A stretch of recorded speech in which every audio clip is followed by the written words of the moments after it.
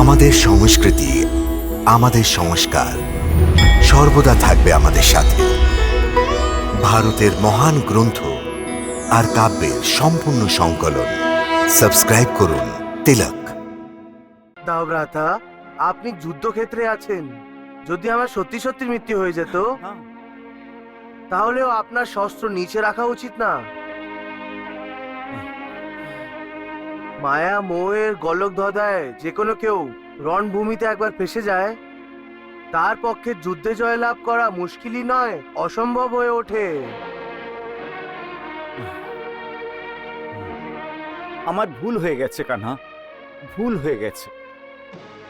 কিন্তু এখন আমি ওই মায়াবী পিতা পুত্রকে এমন শাস্তি দেব, ওরা দ্বারকার দিকে চোখ খুলে তাকাবার কখনো সাহস করবে না।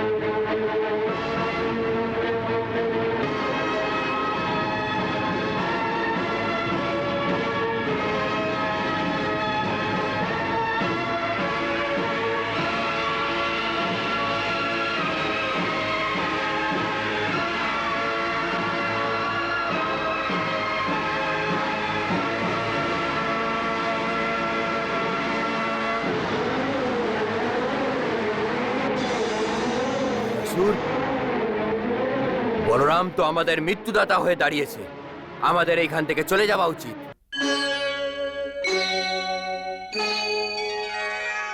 না পিতা, আমি তো এই যুদ্ধে বিজয় হয়েই ফিরবো, বুঝলেন?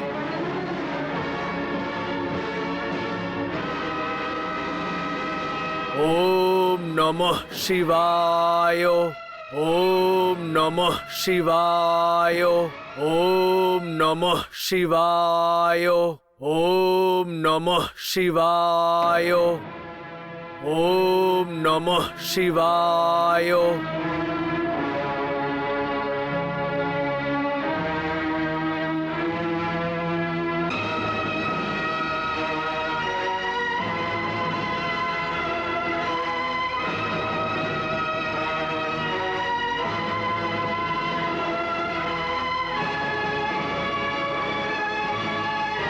পিতা, এই অস্ত্রটা আমাকে মহাদেব শঙ্কর দিয়েছিলেন, এটা কখনো ব্যর্থ হবে না। এই অস্ত্র বলরামকে অবশ্যই মৃত্যু লোকে পাঠিয়ে দেবে।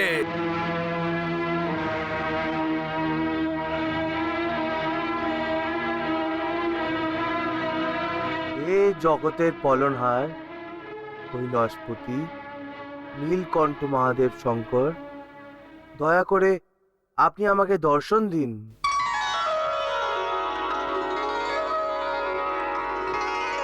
হে বাসুদেব, চোখ খুলুন বাসুদেব।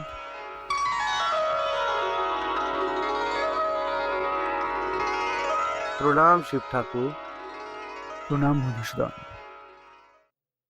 বলুন, আপনি আমার কাছ থেকে কি চান? আপনি আপনার প্রার্থনায় কোন উদ্দেশ্যে আমাকে ডেকেছেন? হে মহাদেব, সোমরাসুরের পুত্র মায়াসুর আপনার দেওয়া অস্ত্র দাওভ্রাতার উপরে ছাড়তে যাচ্ছে, যাকে শুধু আপনিই ব্যর্থ করতে পারেন। আপনিই দাওভ্রাতা রক্ষা করতে পারেন। না দেবকী নন্দন, আমার দেওয়া অস্ত্র কখনো বিফল হতে পারে না। কিন্তু কিন্তু কিন্তু কি মহাদেব? কিন্তু আমাদের অস্ত্রের জন্য বলরামের মৃত্যু হবে না।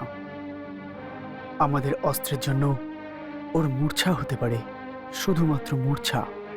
হে মহাদেব, আপনার দয়া এবং আশীর্বাদের স্পর্শ যে পাবে, ওকে মৃত্যু কি করে স্পর্শ করবে?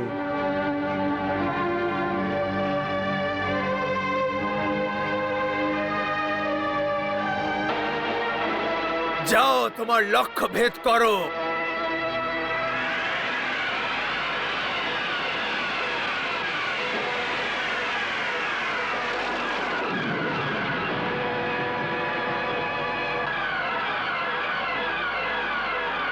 কান্না। এই গোয়ালা, এই আমার মায়া নয়, এই হচ্ছে আমার শক্তি। নিজের বড় ভাইয়ের মৃত্যু থেকে কিছু শিক্ষা নাও আর আমাদের স্মরণে এসে যাও। আমরা তোমায় অভেদান দেব, না হলে তুমিও এইভাবে মৃত্যুর অধীন হয়ে যাবে।